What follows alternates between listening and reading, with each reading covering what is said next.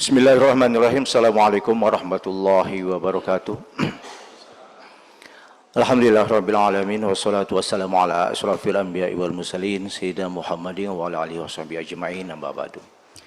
Yang kita sama-sama hormati Bapak Bupati Lombok Timur, Bapak Kepala BPKAD Kabupaten Lombok Timur, sekaligus Kepala Bapeda Kabupaten Lombok Timur, Bapak Asisten 2, dan seluruh rekan pimpinan OPD, pejabat JPT Pratama, Bapak-bapak Kabak, singkatnya seluruh hadirin wal hadirat rahimakumullah. Alhamdulillah, bersyukur kita kepada Allah Subhanahu wa taala karena pastinya atas rahmat, taufik dan hidayahnya jiwalah.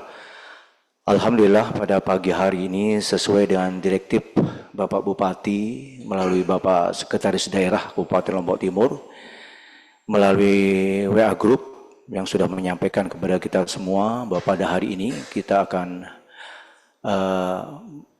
berkumpul bersama untuk mendengar arahan dari Bapak Bupati terkait dengan saat ini kita sudah mulai berproses untuk penunjukan pejabat sementara kepala desa di seluruh Kabupaten Lombok Timur sebanyak 89,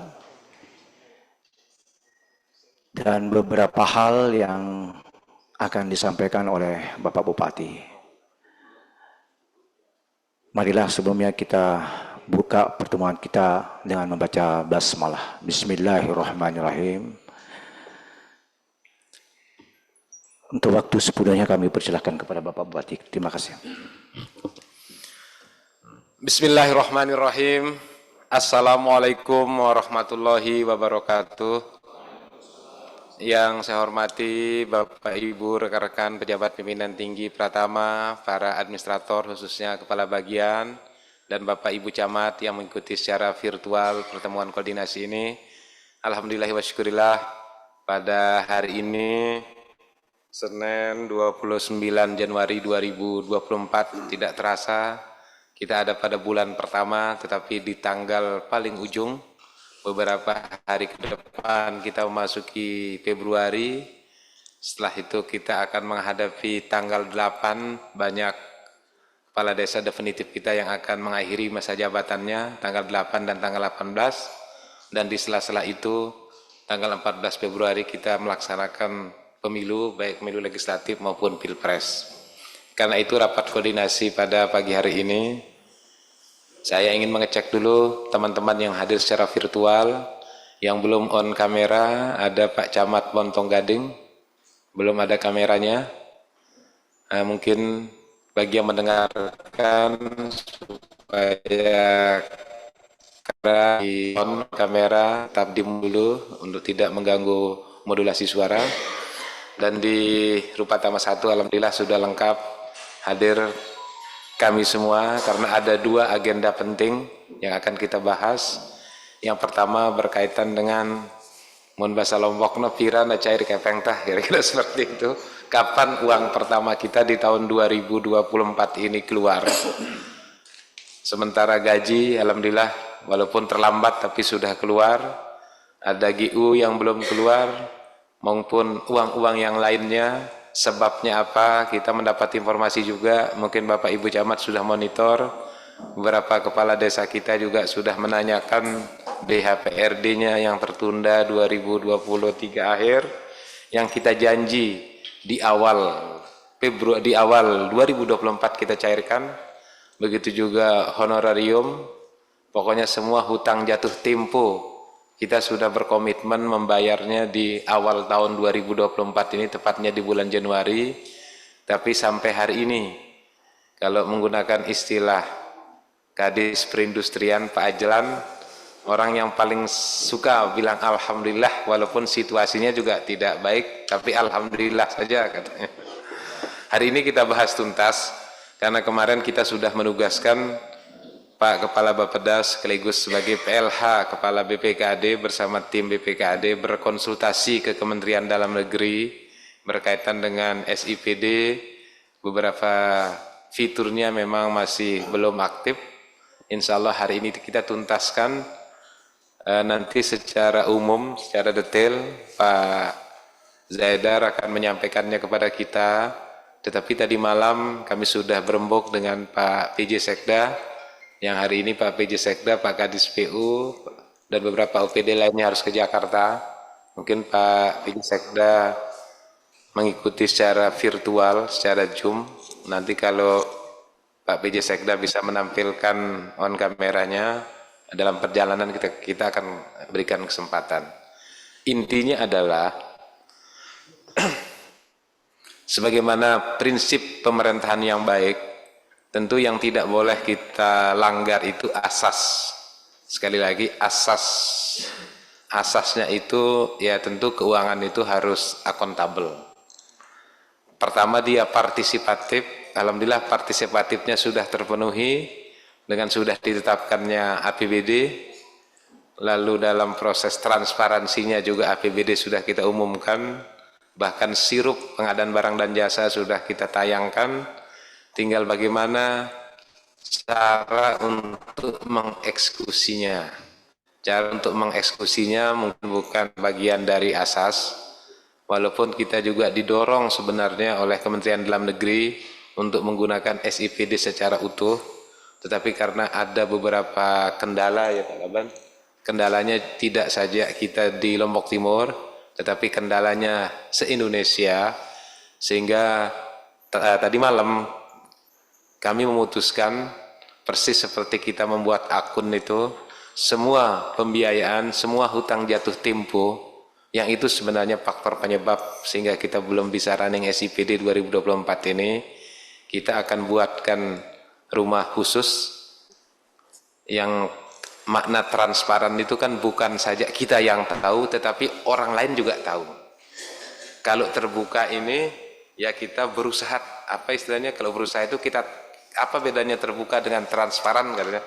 Kalau terbuka ini kita terbuka, tetapi transparan itu orang luar juga harus tahu apa yang kita lakukan. Karena itu ya tentu di awal tahun ini kita manual, tetapi manualnya itu juga by system. By system itu maksud saya, semua uang yang kita keluarkan, hutang jatuh tempo itu, termasuk BHPRD, termasuk honor-honor, termasuk misalnya dana aspirasi DPRD yang belum kita bayar, kita buat dalam rumah yang sama, lalu dari sanalah teman-teman dari Perben di BPKAD untuk mengeluarkannya. Prinsip itu kita putuskan sehingga tidak membuat keliru para pihak, daripada ada manual dulu, ada sistemik, mungkin sulit kita diperiksa, memudahkan kita untuk diperiksa. Karena rantai keuangan negara kan setelah kita belanjakan juga harus kita laporkan, setelah kita laporkan, harus kita pertanggungjawabkan. Setelah kita pertanggungjawabkan, kita laporkan, dan kita juga diaudit, diperiksa untuk itu. Jadi semua tahapan pengelolaan keuangan juga ya tentu harus siap diakses oleh pihak pemeriksa. Karena itu kita putuskan pagi ini bahwa untuk mempercepat pembayaran hutang jatuh tempo, untuk mempercepat pembayaran uang persediaan sebagaimana yang diajukan oleh masing-masing OPD, mudah-mudahan kita bisa kerjakan penginputannya mungkin 3-4 hari, sehingga paling tidak hari Jumat sudah ada keuangan ini cair, sehingga penyelenggaraan pemerintahan ini bisa berjalan sebagaimana mestinya, sebagaimana harapan kita. Untuk itu nanti saya harapkan Pak PLH Kepala BPKAD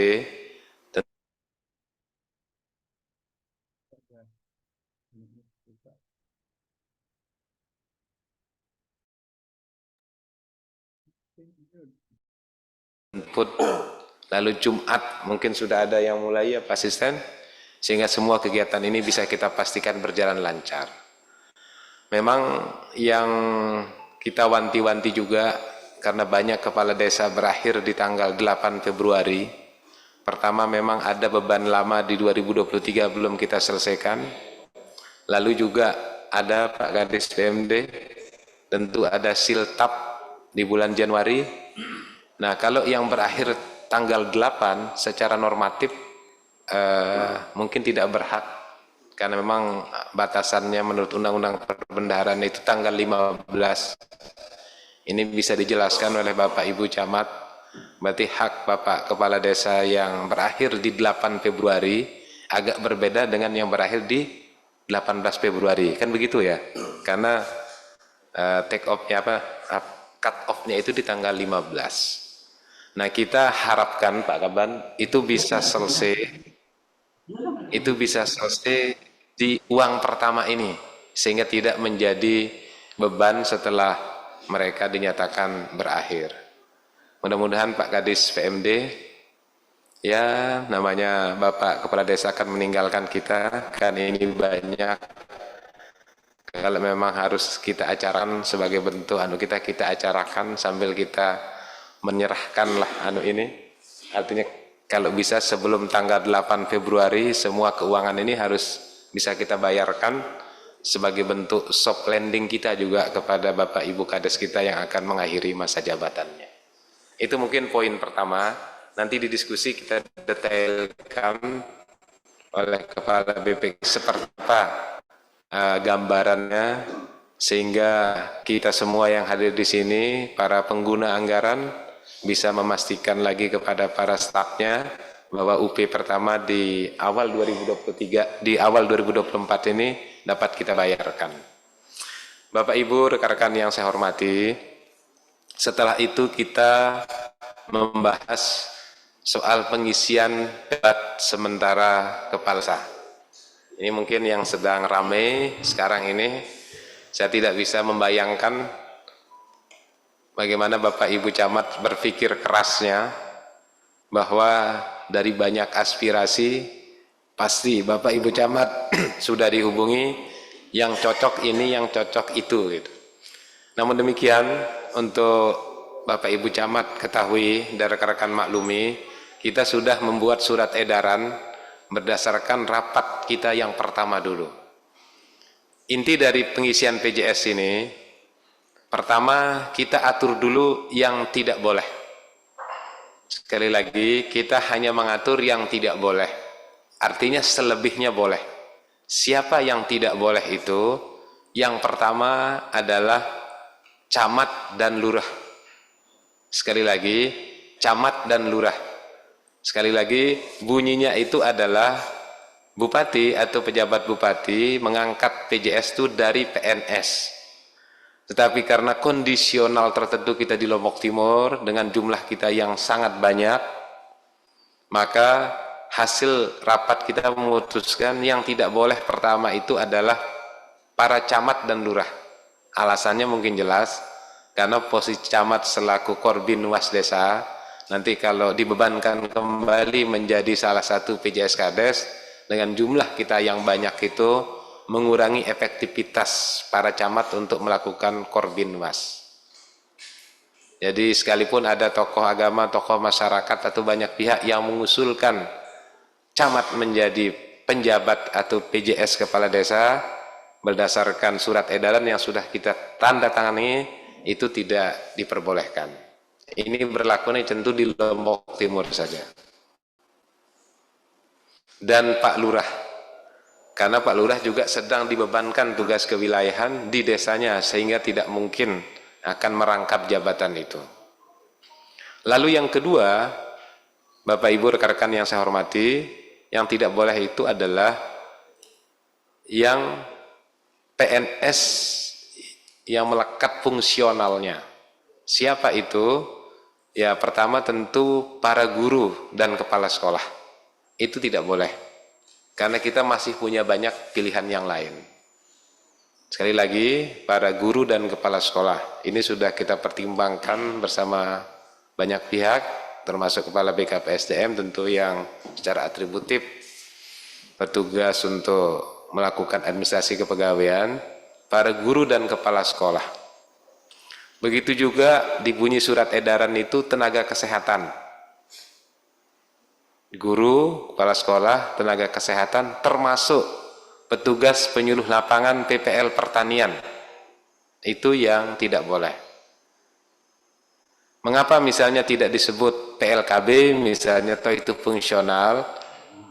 Karena memang bunyi dari PP bahwa PNS yang kita maksud itu adalah PNS yang pejabat pembina kepegawaiannya itu langsung oleh kepala daerah di mana daerah itu berada.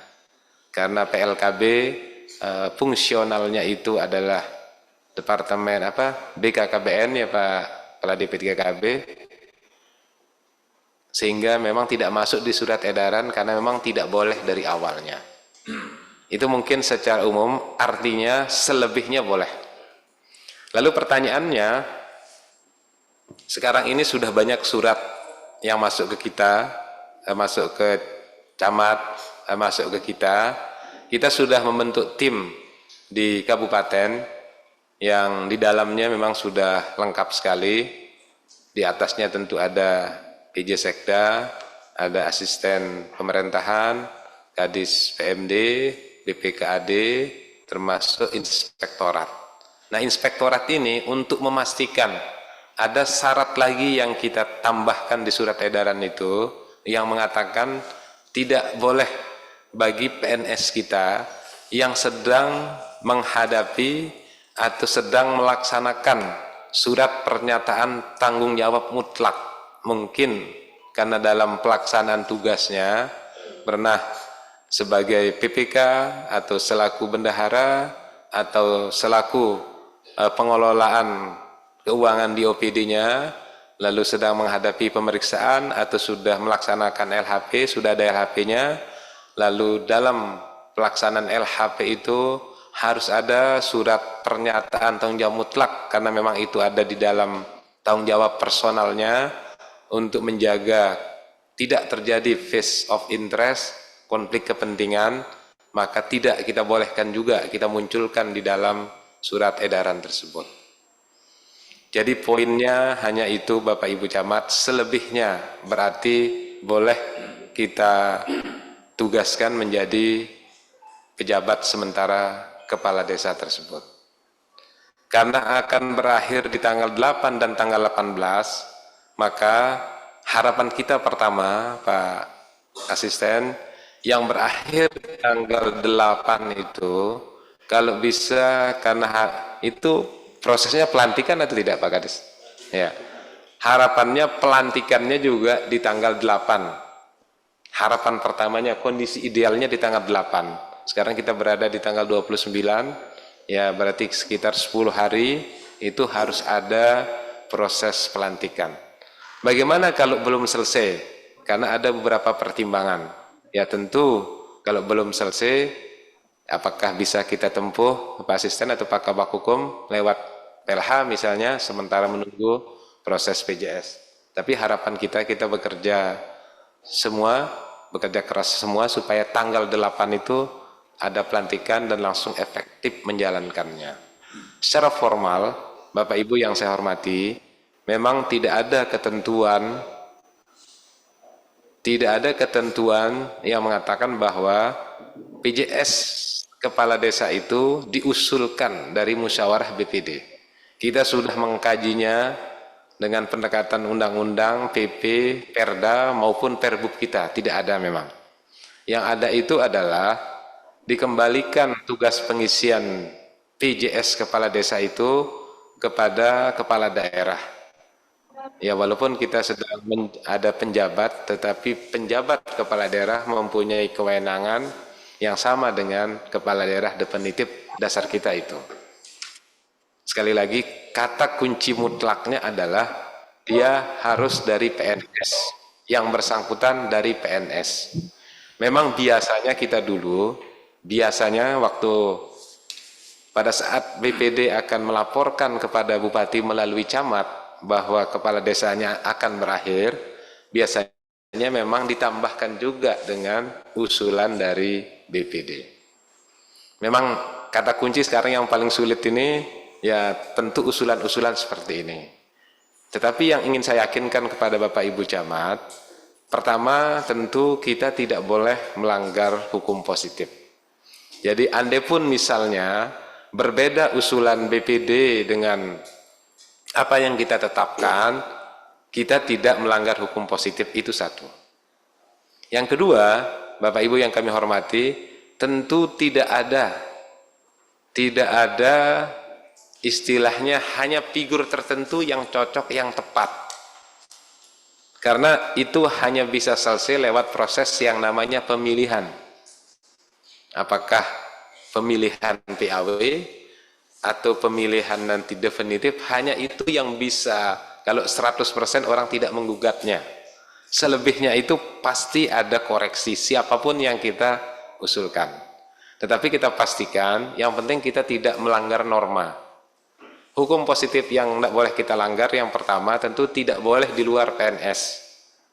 Yang kedua, tentu kita tidak boleh melanggar surat edaran kita sendiri. Prinsipnya itu. Kita sudah membuat surat edaran, kalau kita langgar sendiri, ya tentu kita saja melanggarnya, apalagi orang lain. Logikanya seperti itu.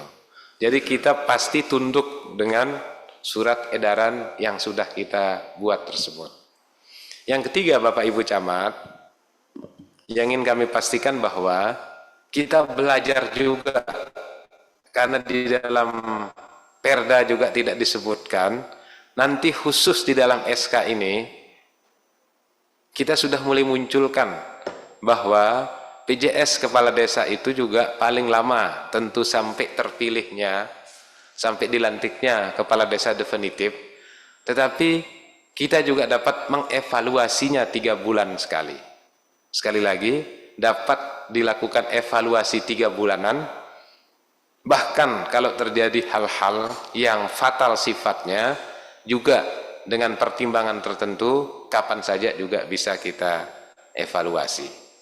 Artinya apa? Normanya itu adalah kita kembalikan kepada hukum positif, tetapi penyempurnaannya itu tentu kita kondisikan dengan kondisi situasional yang sedang terjadi. Saya pikir bagus kalau kita di diktumnya itu, di dalam surat keputusannya itu, kita tempatkan juga bahwa PJS Kepala Desa paling lama memang sampai dilantiknya Kepala Desa yang definitif hasil pemilihan, tetapi tiap 3 bulan sekali juga harus kita adakan evaluasi untuk itu. Mungkin itu Bapak Ibu rekan-rekan poin yang dapat kita sampaikan. Di Zoom ini kita masih punya waktu 30 menit untuk mendiskusikannya. Saya bagi diskusi ini menjadi 2 sesi. Sesi pertama, kita ingin mendapatkan penyampaian teknis, keterangan teknis dari PLH Kepala BPKAD, Pak Zaidar, bagaimana sih proses pencairan UP, ya kan begitu? Bagaimana sih atau kapan pembayaran hutang jatuh tempo? Karena saya membaca juga keluh kesah di lapor BUP juga sudah muncul beberapa keluhan tenaga honor, yang honornya sebenarnya kita bayar dihujat tetapi sampai sekarang belum kita bayar, itu juga sudah mulai mengeluh di lapor BUP. Kapan sehingga ada kepastian? Termasuk puncak acaranya itu harapan saya Pak Kadis PMD sebagai bentuk ya soft landing kita lah kepada Bapak Ibu Kades yang berakhir di tanggal 8 atau tanggal 18.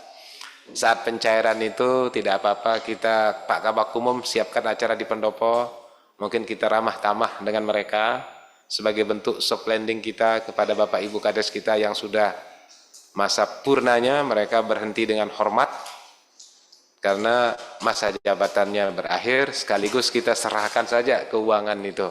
Jadi kalau bisa begitu uangnya cair, buat acara ramah tamah di pendopo sambil kita perpisahan sebagai soft landing kita dengan Bapak Ibu Kades. Oke, saya buka sesi pertama. Saya persilakan Pak Kepala BPKAD untuk memberikan kita bagaimana sih proses supaya hutang jatuh tempo ini bisa dibayarkan, UP yang sudah Bapak Ibu ajukan itu dapat segera dicairkan. Saya persilakan Pak Kepala BPKAD. Baik, terima kasih Pak Bupati. Assalamualaikum warahmatullahi wabarakatuh. Yang saya hormati Pak Bupati, Bapak Ibu para asisten, staf ahli, rekan-rekan pimpinan OPD, kepala bagian dan Bapak Ibu camat. Alhamdulillah pada pagi hari ini kita bisa bersilaturahmi, melanjutkan dari apa yang sudah disampaikan oleh Bapak Bupati, terutama sekali terkait dengan SIPD, Sistem Informasi Pemerintahan Daerah, yang kita itu adalah menindaklanjuti sebagai amanat Permendagri nomor 70 tahun 2019 yang di dalamnya membicarakan terkait dengan informasi pembangunan. Ya, alhamdulillah untuk terkait dengan informasi pembangunan Pak Bupati, apakah itu berbicara terkait dengan RPJMD, kemudian juga RKPD dan sampai Renja sudah berjalan sesuai dengan ketentuan yang berlaku. Kemudian yang kedua adalah informasi terkait dengan keuangan daerah yang kita bahas pada hari ini. Bapak Ibu, untuk dimaklumi bahwa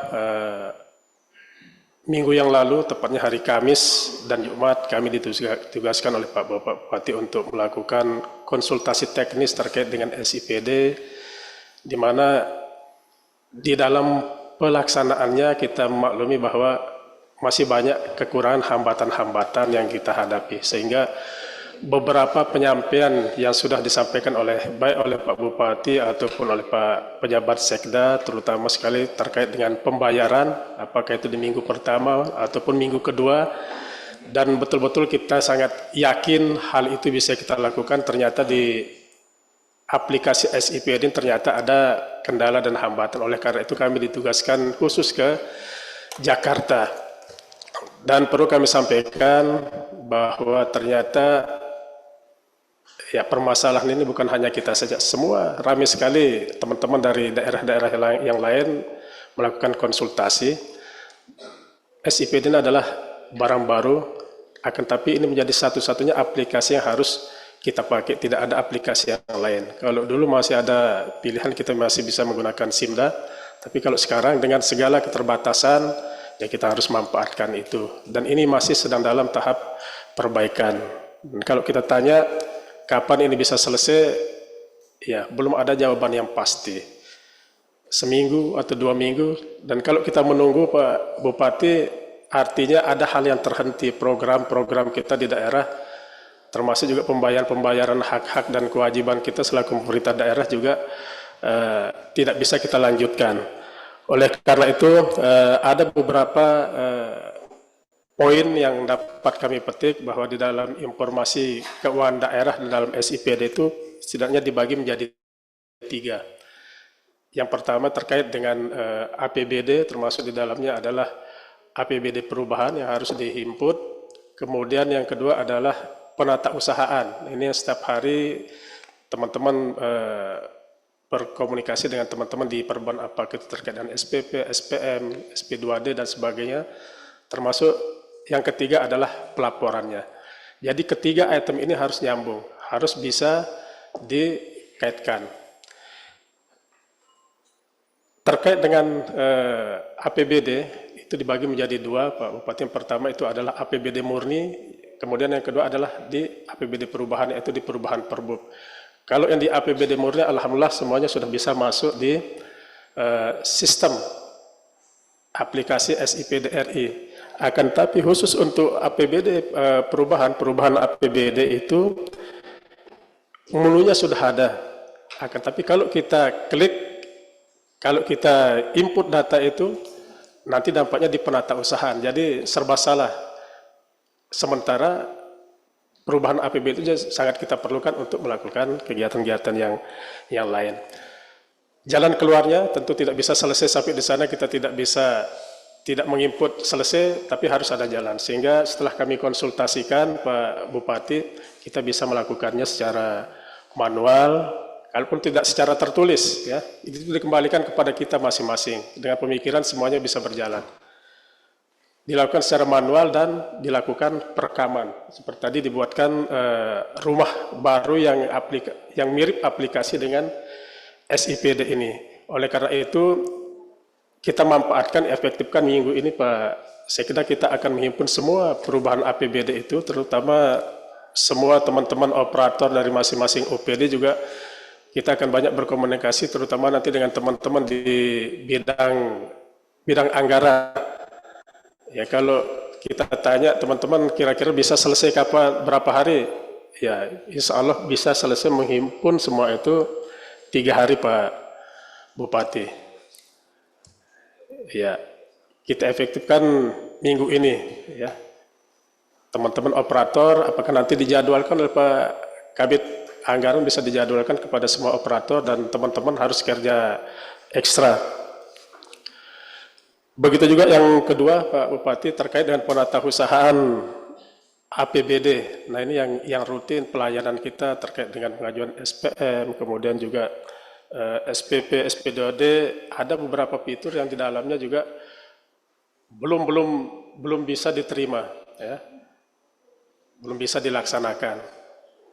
Ya sama saja seperti tadi, ada yang sudah tersedia, ada juga yang belum. Untuk hal-hal yang sudah, terutama yang masuk di dalam APBD Induk, itu sepenuhnya bisa dilakukan secara SIPD, bisa masuk. Sementara yang tidak, sekali lagi, itu akan dilaksanakan secara manual, ya. Harus teman-teman harus ekstra kerja nih, bahasanya Ibu Kabid Perben lah, kekuatan begutik katanya nih. Jadi menghimpun semua catatan-catatan, nanti sambil menunggu SIPD R ini sudah optimal, baru nanti akan kita gabungkan. Intinya adalah bagaimana alur cerita, alur kegiatan ini bisa kita pastikan, termasuk juga sumber pembiayaan jelas, itu menyebabkan kita berani untuk lanjut secara manual. Ada beberapa fitur memang yang belum tersedia, termasuk misalnya untuk khususnya untuk teman-teman P3K yang baru misalnya, kan ada untuk pemotongan Taspen Live atau IWP yang 3,25%. Kalau dulu kan bisa langsung masuk waktu kita menggunakan SIMNAS, sekarang sudah tidak lagi tersedia. Nah hal-hal itu bisa dilakukan dengan membuat semacam rumah baru tambahan untuk bisa kita menampung itu, untuk membantu teman-teman, termasuk dalam satu lingkungan kerja itu tidak boleh ada jabatan yang sama. Ya misalnya kalau saya Kepala Bapeda diberikan tugas tambahan sebagai PLH Kepala BPKAD, masih bisa Pak Bupati, walaupun di dalam SIPD itu sudah tidak tercantum nama saya, masih tercantum nama Pak Haji Hasmi selaku Kepala BPKAD, tapi itu masih bisa kita siasati, mencoba dan mengharap baru di tangan. Sama aja Pak di Sekretariat Daerah, sama masih tercantum atas nama Sekda yang lama. Kemudian yang termasuk yang terakhir adalah di pelaporan Pak Bupati, walaupun sudah ada, masih ada beberapa fitur yang masih belum sinkron, sehingga sekali lagi kita masih bisa lakukan secara manual. Pada prinsipnya sekali lagi, atas segala kurangan itu dengan pertimbangan semua proses harus berjalan, hak-hak dan kewajiban bisa kita penuhi, karena kalau tidak kita penuhi akan mendapatkan atau menimbulkan dampak yang baru. Apakah terkait dengan perlambatan mendapatkan hak ataupun konsekuensi dakwah kita dikurangi, misalnya terkait dengan pelaporan, dan oleh karena itu atas dasar itu untuk bisa segera kita laksanakan.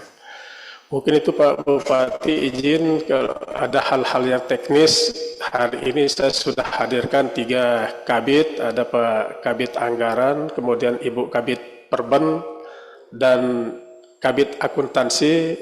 Untuk hal-hal yang teknis saya minta bantuan, nanti teman-teman bisa menambahkan dari apa yang saya sampaikan. Terima kasih. Assalamualaikum warahmatullahi wabarakatuh. Terima kasih Pak PLH BPKAD. Ini saya chat Pak PJ Sekda karena harapan kita kan sama ini.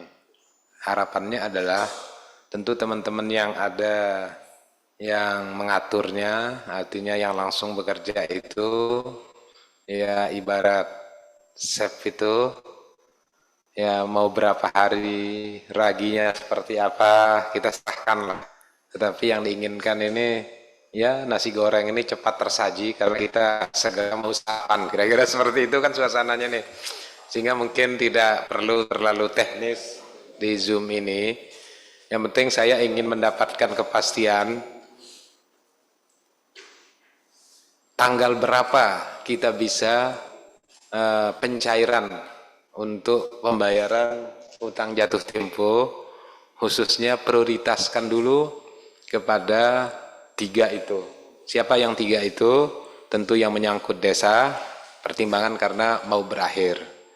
Yang menyangkut tenaga honorer, karena memang jumlah mereka banyak secara eksternalitas. Mungkin juga aspirasi DPRD. Nah, yang paling prioritas menurut saya hari ini adalah ya karena kepala desa itu akan berakhir tanggal 8, artinya tanggal 8 juga libur itu. Di satu sisi kita tidak boleh juga, coba dikaji nanti pelantikan itu misalnya apakah boleh di hari libur atau harus hari kerja, silakan dibicarakan, dimatangkan secara baik-baik. Lalu yang kedua, berarti honor itu Pak Jadar, hujat ini kata kuncinya harus bisa cair sebelum tanggal 7, tanggal 6 atau tanggal 7 maksimal.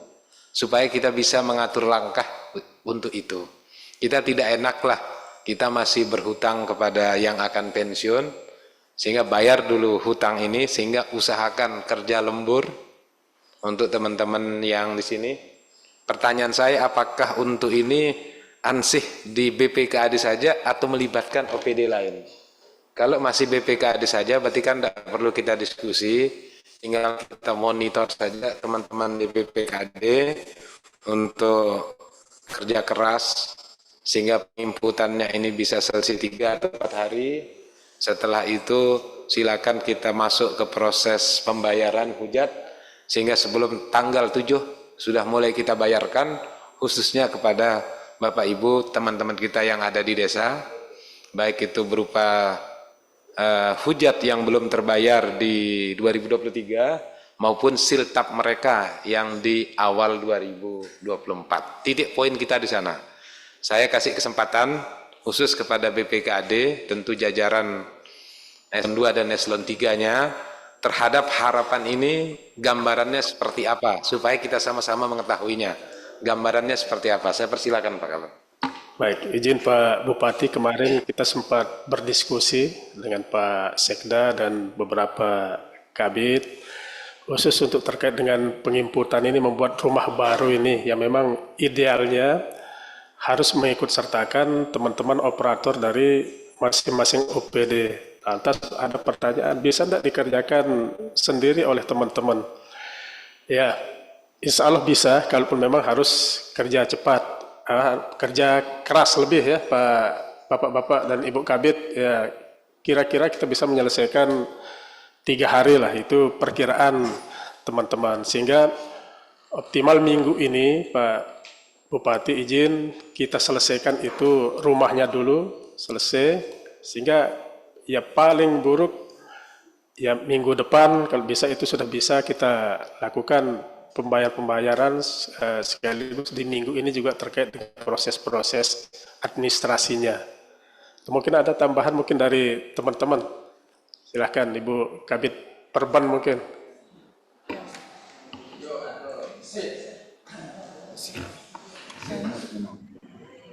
Bismillahirrahmanirrahim. Assalamualaikum warahmatullahi wabarakatuh.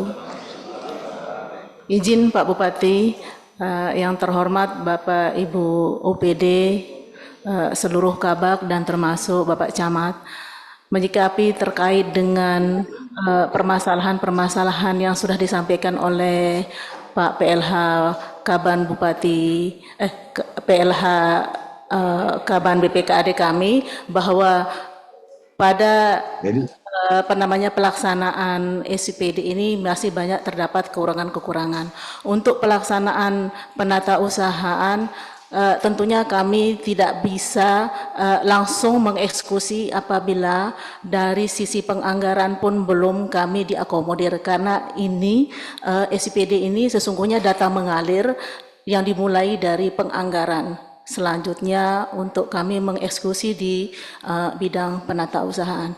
Untuk pembayaran hujat yang tahun 2024 ini berjumlah sekitar 160 miliar Pak Bupati, sehingga selain kami harus menyiapkan dana, pertama tentunya yang akan ditindaklanjuti dengan penatausahaan karena kekurangan menu pada aplikasi SIPN ini belum sempurna, maka tindakan selanjutnya yaitu untuk melaksanakan penginputan kode rekening terhadap kegiatan-kegiatan belanja yang belum dilaksanakan atau belum kami bayarkan di tahun 2023 kemarin.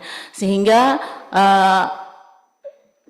semoga di minggu ini kami mentargetkan semua OPD termasuk yang operator SIPD kami akan kumpulkan untuk mengentri kegiatan-kegiatan yang belum dilaksanakan atau belum dicairkan di tahun 2003 kemarin, sehingga pada saat pembayaran nanti, karena ini prosesnya manual, Pak Bupati, Kepala OPD, mohon menjadi perhatian kita bersama agar kode rekening yang akan kami bayarkan nanti dia sesuai dengan APBD di tahun 2024 ini. Untuk pembayaran ADD maupun BPHAD yang menjadi pusat pembayaran kita yang harus juga dilaksanakan, kami akan melakukan koordinasi dengan teman-teman DPMD terkait dengan pembayaran seluruh desa yang belum kami bayar, totalnya sekitar 10,9 miliar, dan mudah-mudahan kami akan memprioritaskan pada kesempatan pertama setelah penginputan oleh seluruh OPD, terutama DPMD dan termasuk siltap desa yang di bulan Januari ini pun kami belum bisa bayarkan karena mohon maaf izin pada minggu yang lalu kami melakukan pertemuan dengan teman-teman BPJS Kesehatan termasuk teman-teman BPJS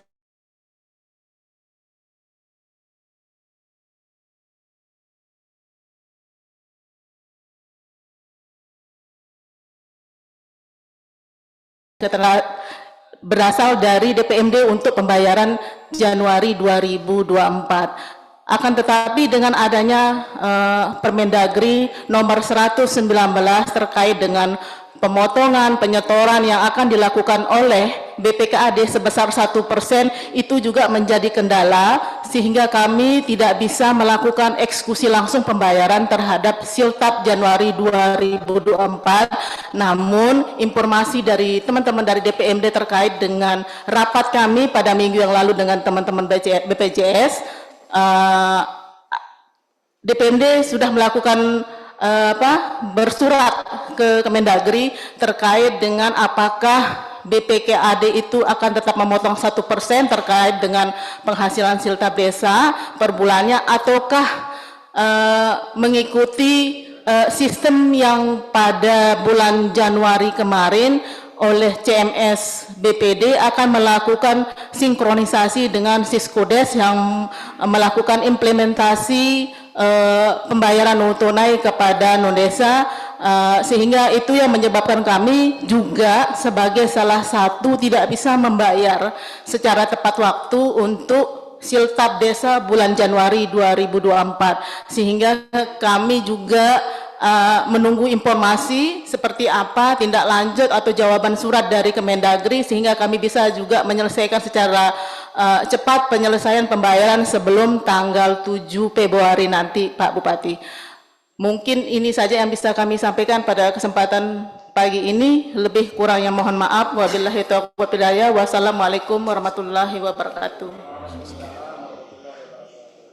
Terima kasih rekan-rekan. Ini sengaja kita diskusikan supaya Bapak Ibu Camat dan siapa saja memang tahu mengapa kita belum bisa membayarnya. Itulah transparan. Transparan itu kita yang sedang mengerjakannya dan orang yang tidak mengerjakan itu juga sama-sama tahu. Artinya bukan persoalan uang tidak ada, tetapi lebih kepada persoalan administratif, yang persoalan administratif itu pun karena masih membutuhkan konsultasi, masih membutuhkan kejelasan, tapi dengan rapat hari ini, saya menarik kesimpulan di sesi pertama. Di sesi pertama kaitan SIPD, satu, bahwa penginputan hutang jatuh tempo, atau ya, kan hutang jatuh tempo itu berada di peraturan bupati deh, tidak di APBD Induk, itu harus mulai kita kerjakan hari ini secara manual, ya kan kita pertanggungjawabkan ini secara manual, dan harapannya final 3-4 hari. Jadi finalnya hari Kamis. Berarti jelas itu teman-teman di penganggaran silakan berjibaku untuk itu karena ini kita disaksikan oleh kita semua. Berarti, nah setelah itu silakan bermain tentu teman-teman di penata usahaan, teman-teman di Perben supaya ini bisa dicairkan, terutama prioritas kepada desa dulu yang 10 miliar, itu yang pertama. Syukur-syukur kalau bisa juga seiring dengan itu siltap, biar kita tidak ada beban sama sekali dengan pemerintah desa. Saya yakin apalagi Februari itu kan sudah masuk juga dana DAU, saya pikir tidak ada persoalan berkaitan dengan dana. Itu satu. Jadi fokus di desa dulu. Setelah itu, fokus kedua kita adalah cicil hutang jatuh tempo di DPRD. Karena itu sudah menjadi komitmen kita. Nah, baru setelah itu, kita juga sudah berkomitmen kepada diri kita bayar TPP bulan Januari. Hanya kan Januari kita bayar Februari, supaya kita sudah janji TPP akan kita bayar per bulan. Saya pikir itu dululah yang 3 itu Pak Kepala BPKD. Lalu kalau ada hal-hal yang mendasar terhadap itu, silakan. Ya kalau kita tonton ya tidak jadi-jadi. Tapi kalau misalnya, rekomendasi PMD, ternyata harus ditanya ke Kemendagri, ya telepon bila perlu berangkat. Sehingga tahapan ini betul-betul rigid, betul-betul dapat kita tunaikan secara baik. Saya pikir tidak ada diskusi lagi, karena semua persoalan sudah kita bisa ungkap, dan teman-teman camat juga bisa mendengarkannya, menyaksikannya. Pokoknya kita kawal, harapannya sebelum tanggal 8, semua keuangan desa harus kita cairkan. Lalu kita adakan pelantikan PJ Kepala Desa, dan tidak ada beban kita sebagai soft landing kita kepada Bapak Ibu Kades kita yang akan mengakhiri periode jabatannya. Berikutnya kita masuk ke sesi kedua, karena jam 9 kita harus, istilah anak muda itu key time, quality time dengan Pak Mendagri, waktu kita maksimal tinggal 10 menit. Nanti saya ingatkan Pak Asisten 2, begitu jam 9 mungkin Pak Asisten 2 dulu pindah ke ruang Zoom, soal pengisian VJS Kepala Desa. Jadi kami sudah menugaskan, ada Pak Asisten 1, ada Pak Kadis PMD, ada Pak Kepala BKPSDM, ada Bu Inspektur, ya, untuk pertama itu adalah melakukan menghimpun saja dulu semua usulan. Dia masuk dari mana kita himpun dulu. Dia masuk dari BPD, masuk dari Bapak Ibu Camat, bahkan langsung bersurat kepada Bupati juga ada. Tolong kita himpun dulu, karena waktu kita kan mepet sekali. Ini saya sampaikan kepada Bapak Ibu Camat biar sama pemahaman kita. Harapan saya, himpunan itu sekarang kita di tanggal 29, paling tidak di tanggal 4. Di tanggal 4, tim yang tadi, tim yang dikoordinasikan oleh Asisten 1 dapat memberikan kami datanya, paling tidak 1 desa itu ada 3. Paling tidak 1 desa itu ada 3. Mengapa kita ada opsi? Karena kita ini PJ, hanya jabatan administratif, apalagi menjelang pemilu, Bapak Ibu, maka kami sudah berkomunikasi juga dengan Porkompinda. Ada semacam tim penentu akhir, TPA. Kita akan buka, kita rapat bersama dengan Pak Dandim, Pak Kapolres, Bu Kajari, mungkin ada pertimbangan-pertimbangan kewilayahan, karena ini juga sangat seksi menjelang pemilu, menjelang pilkada, walaupun ya bisa saja itu berlebihan asumsinya, tetapi yang penting kita sudah mewanti-wantinya untuk itu. Harapan saya mudahan tanggal 4 itu teman-teman yang sudah kita tugaskan yang tadi sudah bisa membawanya. Setelah itu kita presentasi. Intinya adalah kami sampaikan kepada Bapak Ibu Camat, siapapun nanti yang akan kita percayakan menjadi PJ, tentu itu adalah dari PNS. Ya pasti bisa kita evaluasi. Ada orang mengatakan setelah di SK kan tidak bisa dievaluasi, ya kita ralat. Bahkan nanti di SK-nya kita munculkan. Kalau itu 3 bulan sekali, mungkin evaluasinya per kecamatan nanti, seperti kami dievaluasi oleh Kemendagri untuk meluruskan tugas-tugas prioritas supaya linear antara desa, kecamatan, sampai di kabupaten. Saya ingin mendapat gambaran dari Pak Kadis PMD bersama tim, bagaimana persoalan yang tadi sehingga kita bisa mendapatkan feedback nanti dari Bapak Ibu Camat. Saya persilakan. Terima kasih Pak PJ Bupati. Assalamualaikum warahmatullahi wabarakatuh. Bapak PJ Bupati yang kami hormati, asisten, Bapak Kepala OPD, para Kepala Bagian, dan seluruhnya peserta rapat koordinasi yang saya hormati. Izinkan saya pada kesempatan yang baik ini untuk melaporkan kepada Bapak PJ Bupati terkait dengan usulan pejabat kepala desa untuk 89 desa yang akan berakhir kepala desanya pada tanggal 8 Februari 2024. Yang pertama, bahwa sampai saat ini kami sesuai dengan arahan Bapak Bupati telah melakukan kegiatan menghimpun usulan, baik yang berasal atau bersumber dari Pak Camat, dari BPD, bahkan dari masyarakat. Sampai saat ini ada 138 nama calon atau usulan calon kepala desa dari 89 desa yang akan berakhir masa jabatannya. Ada yang mengusulkan 1 per desa, ada juga yang mengusulkan lebih dari 1. Karena itu, tentu sebelum menyampaikan hasil kerja tim kepada Bapak Bupati untuk masing-masing desa itu sebanyak 3 orang, maka kami akan membahasnya dengan tim pengkaji yang telah Bapak Bupati bentuk tersebut.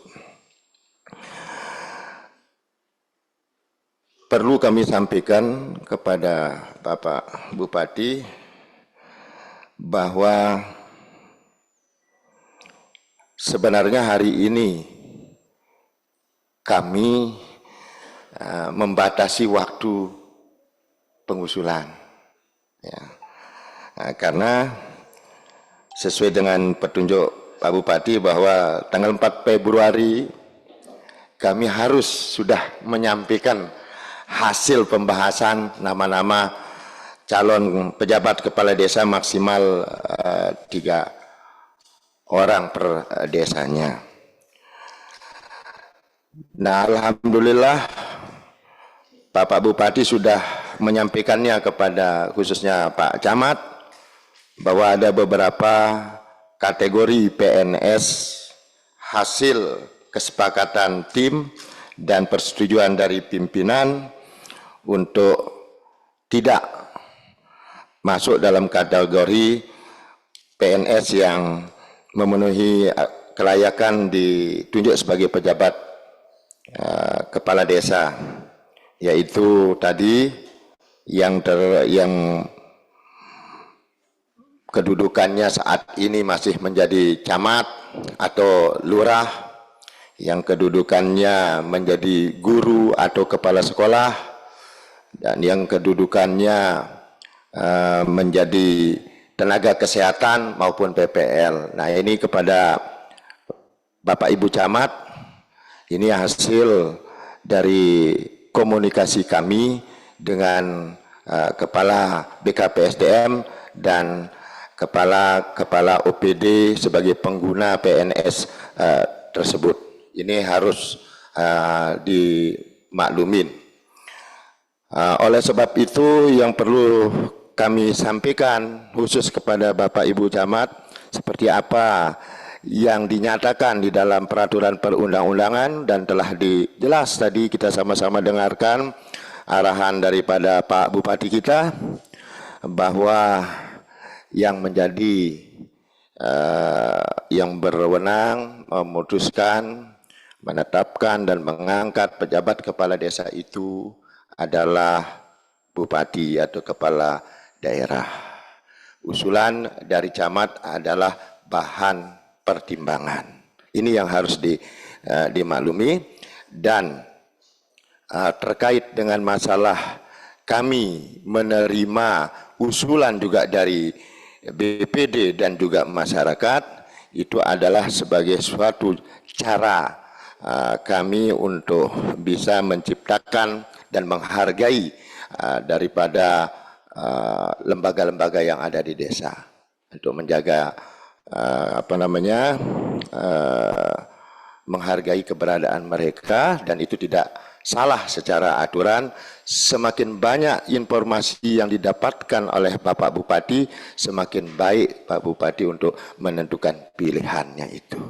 Nah, saya rasa ini mungkin yang perlu saya sampaikan dan laporkan kepada Bapak Bupati terkait dengan masalah pejabat kepala desa, dan nantinya tentu kami akan komunikasikan kembali dengan tim terkait dengan masalah boleh tidaknya kita melakukan pelantikan, acara pelantikan di hari libur. Itu saya, terima kasih. Sekian, wassalamualaikum warahmatullahi wabarakatuh. Terima kasih Pak Kadis PMD. Rekan-rekan, karena jam 9 sekali lagi kita harus mengikuti rapat koordinasi inflasi. Saya ingin menyimpulkan rapat koordinasi ini. Yang pertama, koreksi dulu Bapak Ibu Camat, dari layar terlihat jelas mana Bapak Ibu Camat yang serius, mana yang santai, mana yang merokok, itu terlihat jelas. Kalau kita Kemendagri dengan pusat itu, Bapak Ibu pasti langsung disuruh push up ini. Ya, tapi kalau kita koreksi pertama lah. Jadi ini kan hanya beda tempat saja Bapak Ibu.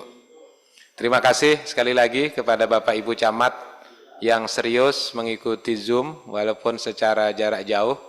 Saya membagi menjadi 3 kategori. Pertama, camat yang bersama stafnya dan serius, itu saya nilaikan kategori baik. Ya. Ada kategori Pak Camat, Ibu Camat yang Zoom dengan jelas di ruangan kerjanya dan serius, itu kategori sedang. Ada Bapak Ibu Camat yang tidak meng-on-kan kameranya, hanya mendengarkan. Bisa jadi Bapak Ibu Camatnya tidak mengikuti, tetapi menugaskan mungkin stafnya untuk itu. Nanti saya perintahkan kepada Kepala BKPSDM, silakan bisa dicek untuk memanggil Bapak Ibu Camat yang tidak meng-on-kan kameranya.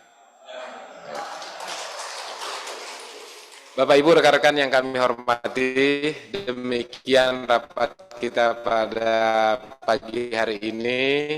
Sekali poin penting adalah review ini supaya pulang. Poin pertama adalah silakan kita bisa membayar hutang jatuh tempo, khususnya bagi Bapak Ibu pemerintah desa yang akan berakhir masa jabatannya, terkait dengan BHPRD dan siltab bulan Januarinya itu, harapan saya sebelum tanggal 8. bagaimana caranya, tidak ada rapat lagi untuk kita gelar, yang penting kita sudah bisa langsung action untuk itu. Yang kedua, saya sudah menghitung selisih antara gaji, selisih antara dana alokasi umum dengan kewajiban bulanan kita.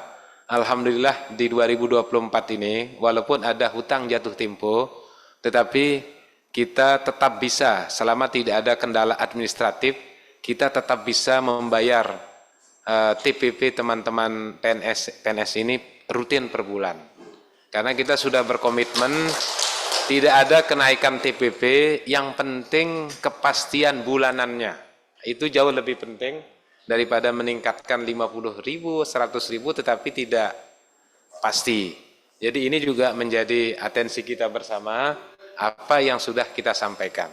Saya mohon maaf kepada Bapak Ibu rekan-rekan, dulu pernah kami janji di Desember itu, pada saat kita ada MOU dengan Bank NTB Syariah, untuk melaksanakan yang namanya kartu kredit pemerintah daerah. Mengapa sampai sekarang belum bisa kita laksanakan? Teman-teman kan menagih kita. Ya sekarang ini memang apa yang harus kita sampaikan itu harus bisa kita laksanakan. Saat kita tidak bisa laksanakan, harus juga kita jelaskan mengapa kita tidak bisa menjalankannya. Itu penting, namanya siklus janji dan percaya. Saya sampaikan kepada Bapak Ibu alasannya, persoalan itu ada di Bank NTB Syariah. Karena Bank NTB Syariah belum rupanya mendapatkan lisensi untuk itu, sehingga harus bersindikasi, harus bekerja sama dengan bank lainnya. Sebenarnya harapan kita kan kartu kredit pemerintah daerah ini ada di awal tahun, sehingga UP-UP Bapak Ibu yang diminta itu, sementara menunggu proses administrasi belum clear, itu sudah bisa terisi di kartu kredit kita. Tapi saya mohon maaf, kesalahan bukan di kita sudah mengadakan MOU dengan Bank NTB Syariah, tapi Bank NTB Syariah rupanya yang belum menjalankannya. Terakhir, di luar rapat, hadir saya lihat Pak Direktur, baik Sujono hadir ya, yang mewakili? Sujono tidak pernah hadir. Mungkin begini sekarang ini Bu, kan kita ini sama lah. Kita ini sama-sama tidak pejabat politik, kita sama-sama pejabat administratif. Supaya yang rajin dengan yang tidak rajin ada bedanya. Tadi Pak Camat aja kita evaluasi. Pak Camat yang Zoom dengan stafnya, yang Zoom walaupun sendiri tapi serius, ada yang Zoom tidak mengonkan kamera, kita sudah kayak Pak Camat Keruak gitu. Pertama hadir, mungkin sekarang meng-off-kan kameranya, mungkin ada apa. Kan kita tidak tahu apa persoalannya. Tidak apa-apa, kasih catatan, kasih saja catatan, ditandatangani. Misalnya, oh Bapak Ibu tidak rapat tanpa mengutus perwakilan. Tidak apa-apa. Ini penting supaya kita bisa ada istilahnya pengendalian di antara kita. Karena kuncinya kan ada di pengendalian. Bisa jadi karena teman-teman kita sama saja katanya kan.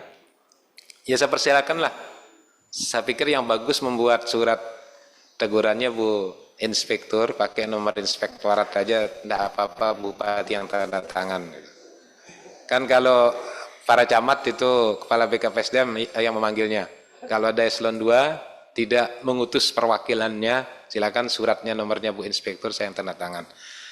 Apa yang ingin saya sampaikan kepada rekan-rekan pimpinan BLUD, apakah itu direktur rumah sakit maupun Kadis Kesehatan mewakili Puskesmas, memang dampak dari UHC ini Bapak Ibu penting untuk kita antisipasi. Pertama, mungkin sudah viral isu salah satu warga kita yang mencetak BPJS-nya. Tetapi kita itulah bagian dari UHC, istilah saya, bagian dari sosialisasi UHC. Begitu pentingnya UHC ini. Saya ambil contoh, beberapa hari yang lalu saya ditelepon jam 1 siang oleh seorang kadus yang warganya tabrakan di Bali. Saya hanya merespon, kirimkan saya fotokopi KTP-nya. Karena warga tersebut miskin, tidak punya duit, Pak. Dikirimkan, saya mau dioperasi gambarnya. Alhamdulillah dengan koordinasi yang baik, kita coba kirim KTP-nya ke BPJS, hanya beberapa menit sudah bisa diaktifkan. Dulu dia ini BPJS-nya mandiri, tapi karena dia miskin, kita punya stok UHC itu. Hanya 15 menit diaktifkan. 2 jam kemudian, saya di WA oleh keluarganya yang mengatakan dia bersyukur sekali. Sepertinya ini adalah, karena kalau dia bayar katanya hampir 30-an juta. Lalu hanya proses komunikasi sebentar seperti itu, hanya dengan mengirim KTP, sudah bisa terlayani. Syukurnya, kalau istilah orang, apa katanya, syukur bangetlah dia dengan situasi seperti itu. Maksud saya teman-teman, pertama kita ingin memastikan, siapa sih yang tidak tercover di dalam 98% ini? Nah penting ini kita buat komunikasi-komunikasinya. Lalu apakah dengan kita, ada enggak penyakit yang tidak tercover oleh BPJS? Ini rakyat kita ini, pelanggan kita ini sudah semakin Pak, sudah semakin teliti, semakin itu untuk hal-hal seperti itu. Saya harapkan itulah yang bisa kita komunikasikan, yang bisa kita aktif menyampaikannya kepada masyarakat, sehingga sebelum ada sanggahan dari masyarakat itu kita sudah mampu menjelaskannya. Kata kuncinya di sana, berikan pemahaman-pemahaman terhadap perubahan-perubahan yang terus kita lakukan untuk perbaikan bersama itu. Mungkin itu Bapak Ibu, karena waktu juga sudah semakin mepet, jam 9 sudah lewat 15 menit. Sekali lagi kami ucapkan terima kasih atas kehadiran dan perhatian Bapak Ibu pejabat pimpinan tinggi Pratama maupun para administrator, termasuk Bapak Ibu camat yang hadir secara virtual. Terima kasih untuk terus kita semangat bekerja, apa yang kita sudah sepakati untuk dapat kita jalankan dengan baik. Saya akhiri dengan mengucapkan syukur alhamdulillah. Alhamdulillahirabbil alamin.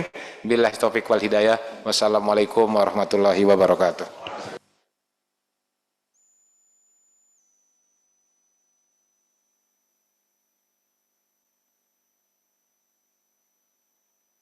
Untuk tim, ya bisa kita kumpul sebentar untuk pejabat kepala desa.